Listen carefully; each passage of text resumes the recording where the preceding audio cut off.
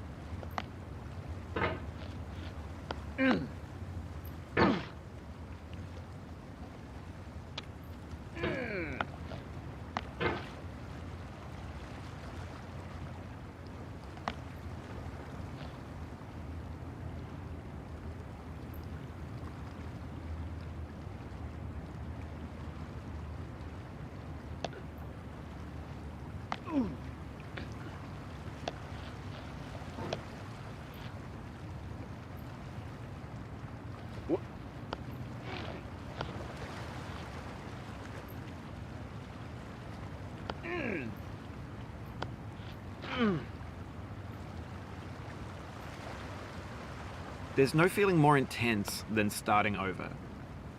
If you deleted your homework the day before it was due, as I have, or if you left your wallet at home and you have to go back.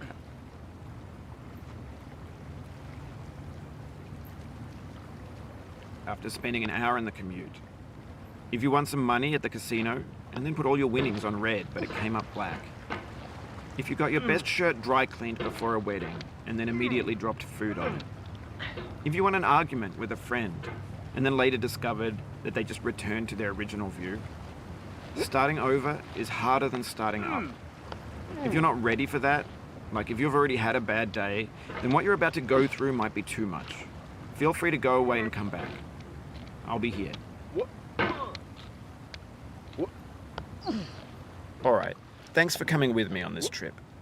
I'll understand if you have to take a break at any point. Just find a safe place to stop and quit the game. And don't worry, I'll save your progress, always. Even your mistakes. This game is a homage to a free game that came out in 2002, titled Sexy Hiking. The author of that game was Jazuo, a mysterious Czech designer who was known at the time as the father of B games. And B games are rough assemblages of found objects. Designers slap them together very quickly and freely, and they're often too rough and unfriendly to gain much of a following. They're built more for the joy of building them than as polished products. In a certain way, Sexy Hiking is the perfect embodiment of a B game. It's built almost entirely out of found and recycled parts, and it's one of the most unusual and unfriendly games of its time. In it, your task is simply to drag yourself up a mountain with a hammer. And that act of climbing, in the digital world or in real life, has certain essential properties that give the game its flavor. No amount of forward progress is guaranteed.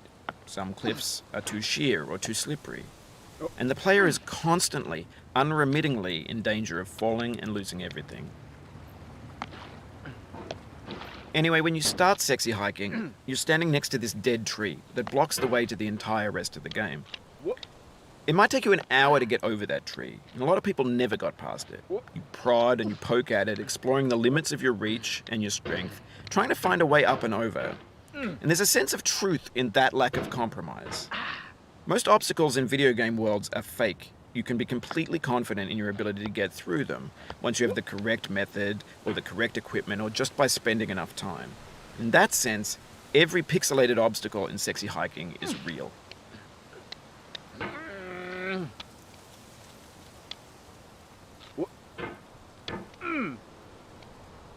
Oh, you just lost a lot of progress. That's a deep frustration, a real punch in the gut.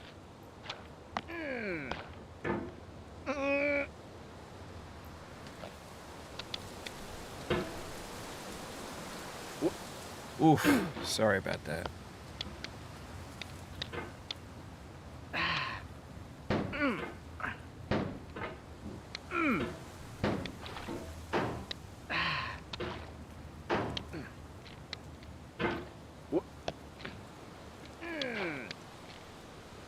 Oh, it happened again. Keep on trying, don't let it get to you.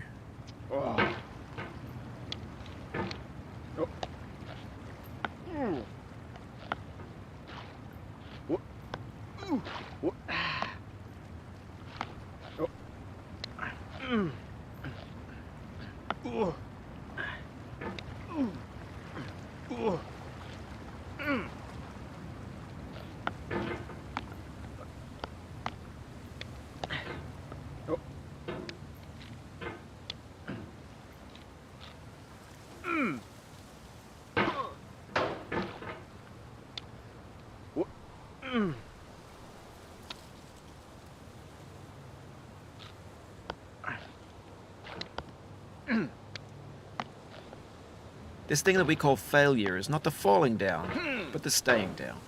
Mary Pickford.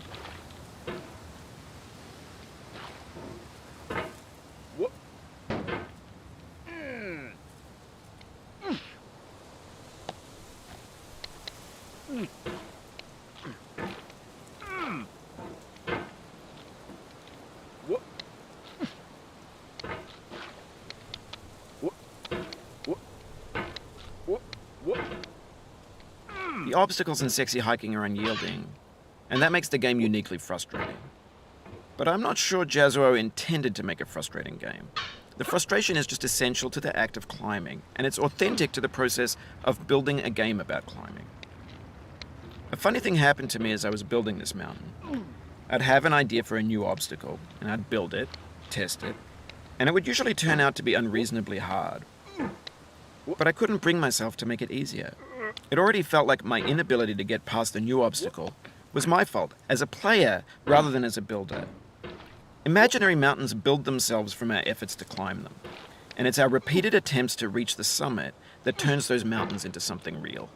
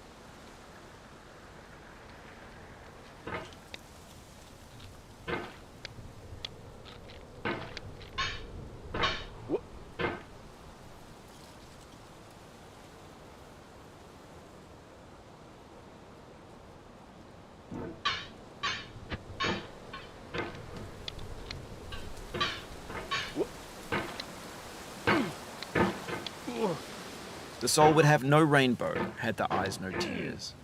John Vance Cheney.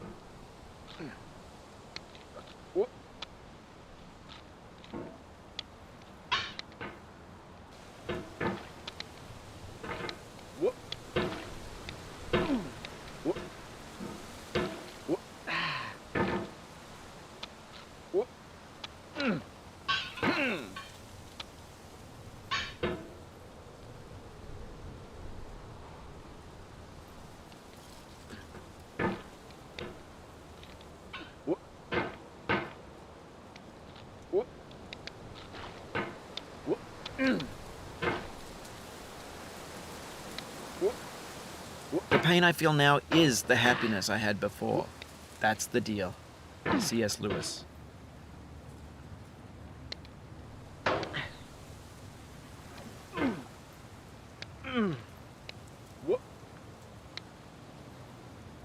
I feel within me a peace above all earthly dignities, a still and quiet conscience. William Shakespeare.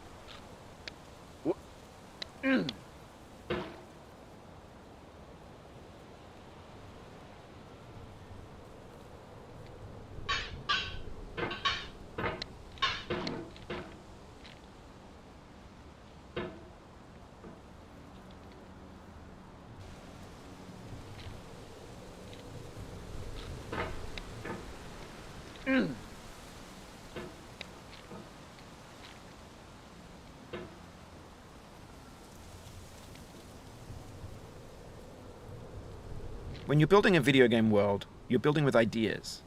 And that can be like working with quickset cement. You mold your ideas into a certain shape that can be played with, and in the process of playing with them, they begin to harden and set until they're immutable, like rock. And at that point, you can't change the world, not without breaking it into pieces and starting fresh with new ideas.